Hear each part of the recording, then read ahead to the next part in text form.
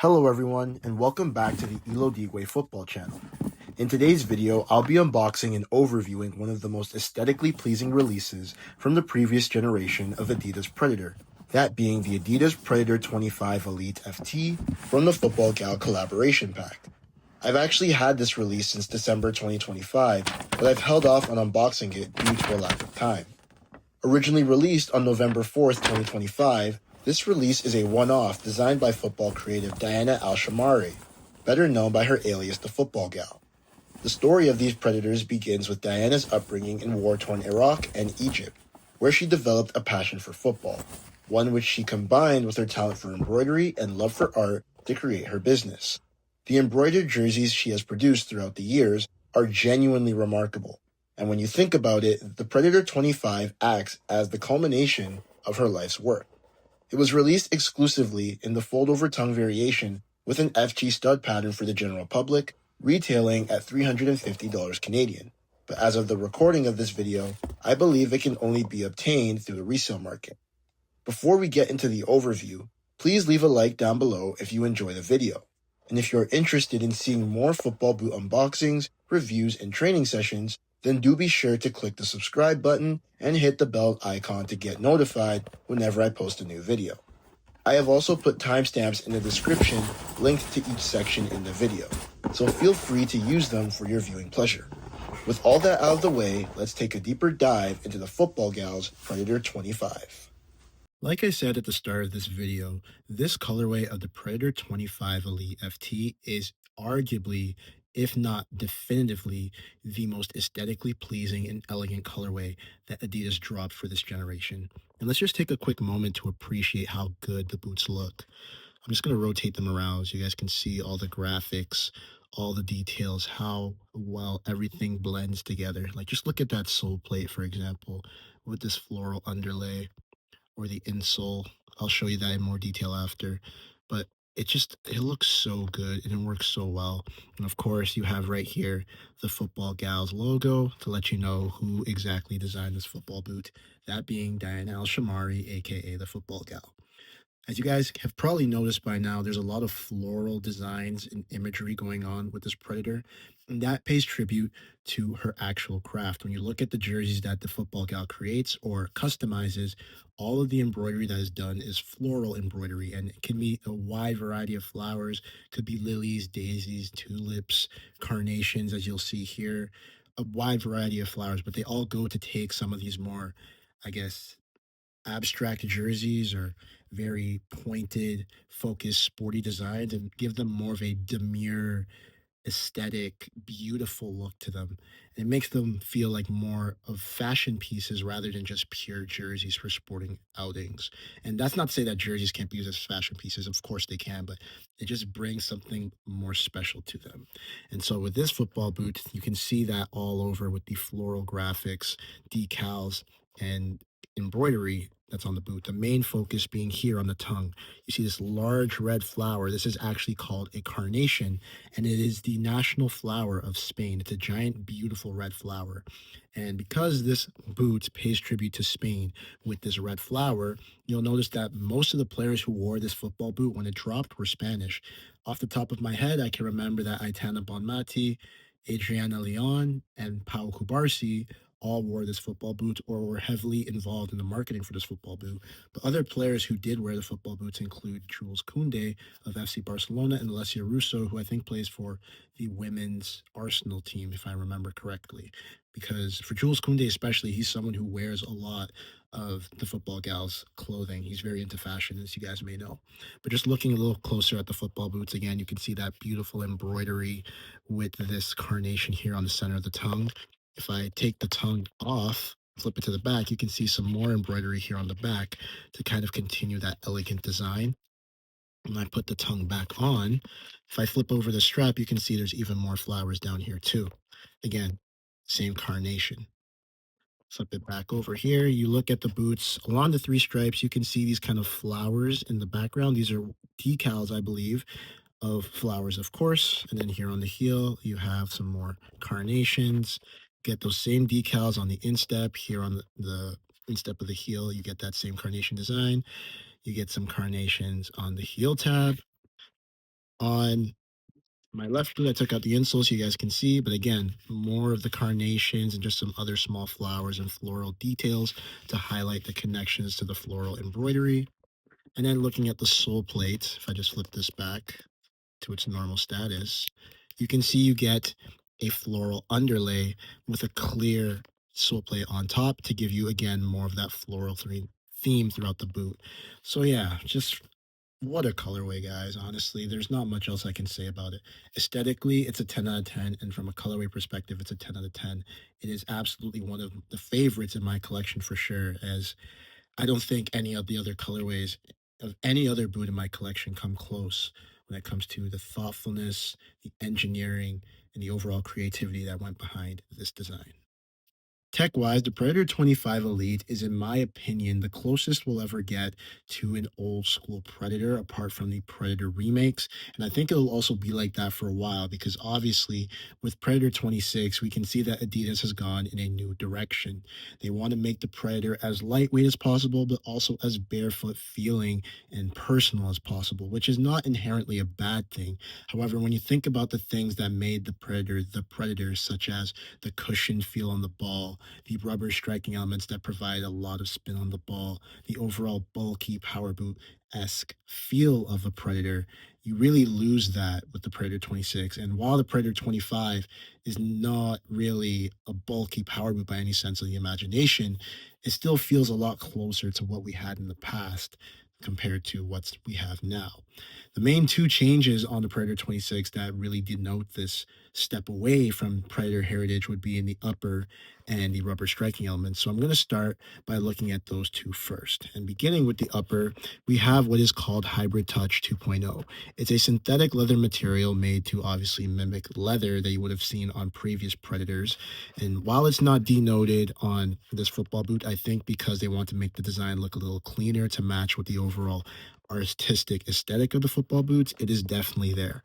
Hybrid Touch 2.0 is a very soft and malleable synthetic leather material. So you guys can see from me mashing the upper here, it just moves with my fingers very easily, no resistance, and as such, it molds to your foot exceptionally well.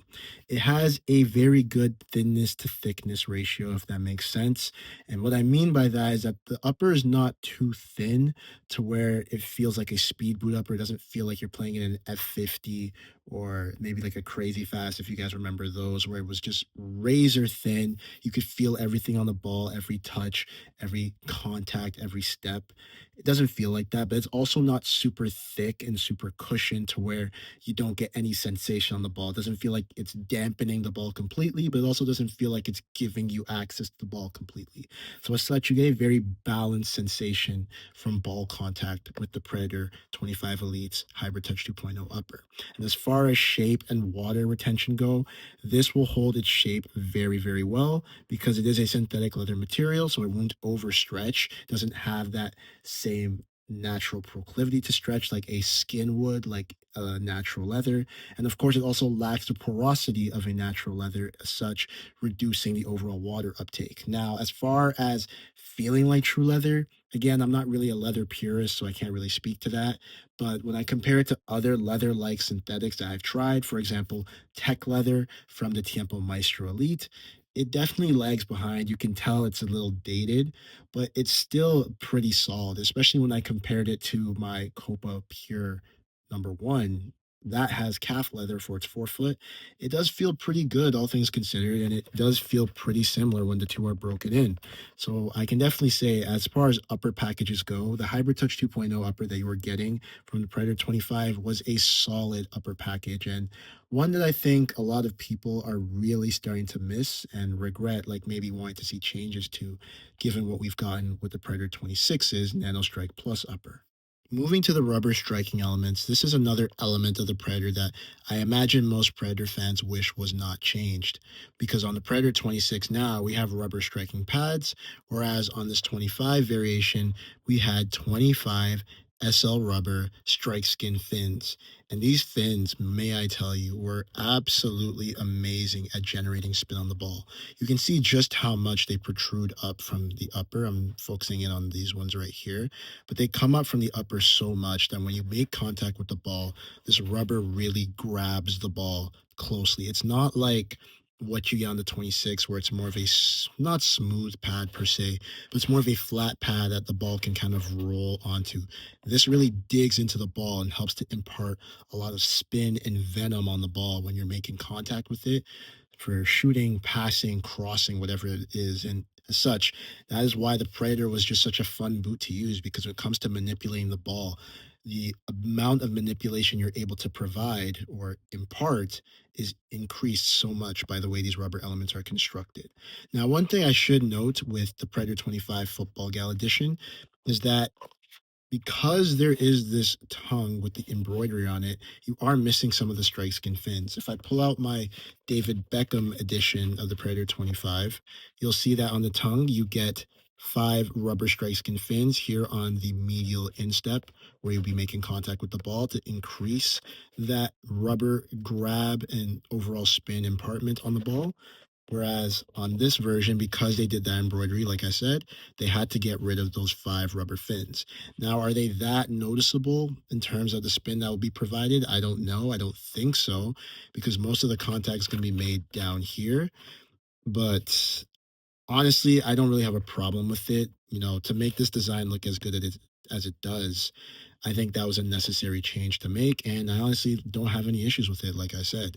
But overall, these rubber striking elements, they are an element that's going to be sorely missed, because I'm going to be brutally honest. What you have on the Predator 26 now, it's fine, but just the joy that you got from really whipping a ball far post or trying to go for that top corner, whipping it into your boys as they go for a header. Like with the Predator 25, that feeling was unmatched, unless like maybe you consider the Predator 24 or other Predators before it. And I think that's something that a lot of Predator fans are really going to miss. Next, we move to the rear of the football boot, and this is an area of the Predator 25 and honestly the 24 as well that I can knock. The only area, to be honest, because the rest of the boot is really good in my opinion. But essentially here, the biggest issue is with the length of this heel opening. You can see, because the tongue does fold over, when you put the boots on, you get a very large gap between where the boots would normally rest. The collar is usually about here, and then where it actually rests. So that creates issues of heel slippage when you lift your feet or when you're sprinting or cutting or changing direction. Now, based on the way this ankle is shaped, you would think that it has a good amount of grab on your heel to prevent this, but in reality, it doesn't. You have these 2 pillows here.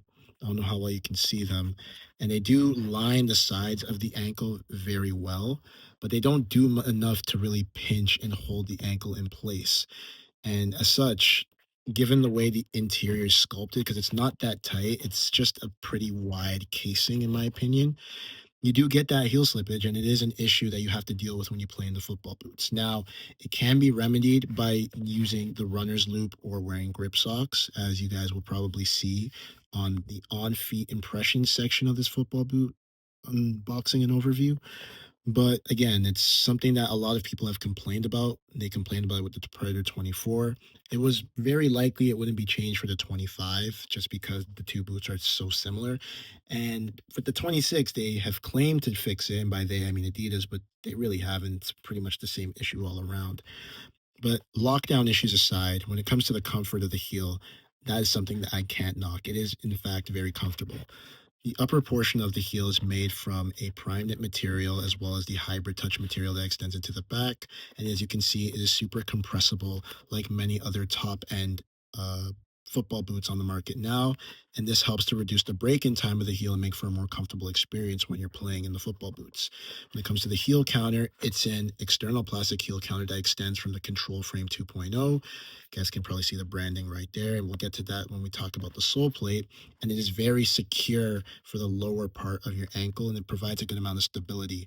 Although, like I said, the lockdown issues do persist. And of course, these 2 heel pillows, like I said, they line your ankle very nicely to create a very soft and cushioned support pillow around you. So, like I said, lockdown wise, not the greatest, but from a comfort perspective, it's a heel that you can really enjoy. And when you do the runner's loop or wear grip socks, it definitely does become a much more enjoyable heel area. Finally, we have the Soleplate, and as you guys probably know by now, this is the Control Frame 2.0. I don't know how well you guys can see the name and frame there, but Yes, this is a Control Frame 2.0 that was originally introduced on the Predator 24, made its way over to the 25 that I have here, and then was replaced for the Strike Frame that you guys can see on the Predator 26 now. This sole plate is very solid, all things considered. In the forefoot, you get very good spring back, snapback, whatever you want to call it. It's very responsive, all things considered. And through the midfoot, it has very good stability, both in terms of rotational stability and resistance to flexion through that midfoot. So it's a solid base with good responsiveness. However, when you have it on feet, it doesn't feel too stiff to where it feels uncomfortable. It just feels good, also supportive and stable, which is exactly what you want from a sole plate in 2026 or 2025, since that's when this was released. When it comes to the stud pattern, you can see you get purely tri-star studs from front to back. And these studs are very good for firm natural grass, in my opinion. They are on the long side, so when you are digging into firm natural grass, it helps provide a very nice amount of grip. And especially because the studs are tri-star shaped, you get enough bite for those forward or rearward tractional movements like sprinting or backpedaling, et cetera, et cetera. But also with these rounded edges to the tri-stars, you're able to twist and pivot a decent amount on this firm natural grass, which does make for a good amount of versatility in the boots when you are playing. However, if you want to use these on artificial ground, which I know a lot of people probably do or will, I'd say it's decent, all things considered. I've used both my Predator 24s and my Beckham Predator 25s on artificial grass, and I'd say your freedom to twist and pivot, it is a little less because these are tri-stars after all. They're not true conical studs with a maximal round surface, but it's not like too aggressive. It's nothing like maybe a Vapor or maybe even an F50, although I do think the F50 is not that bad, all things considered. The only issue that I do have is with how long the studs are. You do get a little more stud pressure underfoot when you're playing on turf because they're not able to dig in properly. But otherwise, I'd say you can definitely get away with using this stud pattern on artificial ground. However, of course, I do recommend that if you're able to, then get the Predator variation that comes with the AG sole plate because you'll be doing a much better service for your football boots, but not just those, also your joints and your overall health. You really reduce your risk of injury playing in an AG sole plate over an FG one like this, so that will always be the better option. Now, unfortunately, with the Football Gal edition of the Predator 25, you don't get an option for an AG sole plate. You can only get the FG sole plate, which does suck. But again, like I said, it is a versatile sole plate for use on firm ground and also artificial ground, to be honest. So all things considered, it's a very solid sole plate and stud plate or stud pattern package. Can't really complain. And I think Adidas did a very good job with this when these were still current.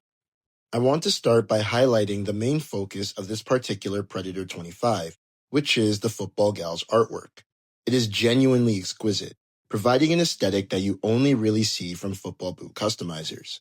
The floral embroidery and designs make you feel as though you are wearing a piece of fashion rather than a football boot, and ultimately makes this pair feel all the more special. My favorite part of this colorway is the off-white base of the boots, which contrasts very well with the red carnation in the middle of the tongue, as well as the accent floral colors. Simply put, this Predator 25 colorway is a piece of artwork for the pitch, reminding me of the notion that football is art. Considering the silo itself, the Predator 25 Elite FT is great. It is super comfortable thanks to the softness and pliability of the Hybrid Touch 2.0 upper, and it has a mixed feel between thinness and cushion, which is great if you prefer a dampened feel on the ball. The sole plate is both responsive and comfortable underfoot, and the stud pattern feels straightforward, providing plenty of versatility for different movements and playing surfaces. As for the heel area, it is what it is at this point. It was the same on the 24, the 25, and now the current Gen 26, so if you've owned a Predator in the last 3 generations, then you'll know what to expect with this release, and you'll either love it or hate it. From a fit perspective, the Predator 25 will accommodate just about everyone, as it has good width, true to size length, and good volume throughout the entire boot. Overall, it's a solid package that will provide just about everything you need from a modern-day football boot, both in terms of comfort and performance. When you pair all of that with the Football Gal's artwork, picking these up should be an easy choice. So, in conclusion, the Adidas Predator 25 Elite FT/FG from the Football Gal Colorway Pack is one of the best Predators that was ever released. Aesthetically, it is arguably the most beautiful Predator that was ever released for this generation. Just taking a good look at it one more time, you really can't go wrong with a colorway that's this artistically crafted and just leagues above many of the other colorways of the Predator 25 that we got.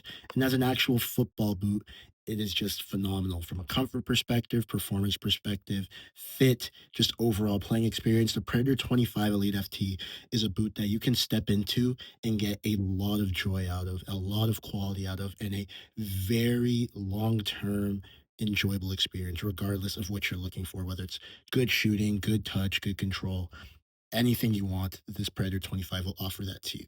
So that concludes my unboxing and overview of this football boot. Like I said in the beginning of the video, if you guys did enjoy it, please be sure to leave a like. And if you want to see more unboxings in the future, because trust me, I have plenty of those coming soon, then do be sure to drop a comment, subscribe, and hit the bell icon to get notified whenever I post a new video. Thank you guys so much for watching, and I will see you all in my next video. Take care, everyone, and bye for now.